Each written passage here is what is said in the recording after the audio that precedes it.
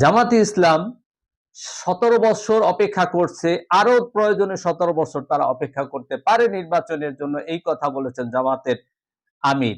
এর পিছনে কারণটা হচ্ছে এটাই, জামাত যতদিন বা এনসিপি যতদিন নির্বাচনের জনসমর্থন যতদিন তাদের তৈরি না হবে, যতদিন তারা কিছু আসনের নিশ্চয়তা না পাবে, ততদিন তারা নির্বাচনে যাবে না। কারণ প্রত্যেকটা রাজনৈতিক দল বা বিদেশি সংস্থাগুলো, বিদেশি এম্বাসিগুলো গোপনে জরিপ করে কোন দলের কত পার্সেন্ট জনসমর্থন আছে, কারা ক্ষমতায় যেতে পারে। এগুলো জামাতের যথেষ্ট অর্থনৈতিক সঙ্গতি আছে, শক্তিশালী, তারা এই জরিপ হয়তো করে দেখেছে গোপনে যে তাদের অবস্থা কি। তার কারণে এখন তারা একটি পথ হাতে নিয়েছে যে তারা প্রয়োজনে ধৈর্য ধরতে পারেন এবং ডক্টর ইউনূসকে আরো বিলম্বিত করতে চাচ্ছেন তার ক্ষমতা। এই ফাঁকে বিএনপির বিরুদ্ধে বিষোদ্গার করে, বিএনপির বিরুদ্ধে অপপ্রচার করে, বিএনপির জনসমর্থন কমিয়ে তারপরে তাদের পক্ষে জনসমর্থন নিয়ে তারপর তারা নির্বাচন করতে চায়। এইটা হচ্ছে আসল উদ্দেশ্য।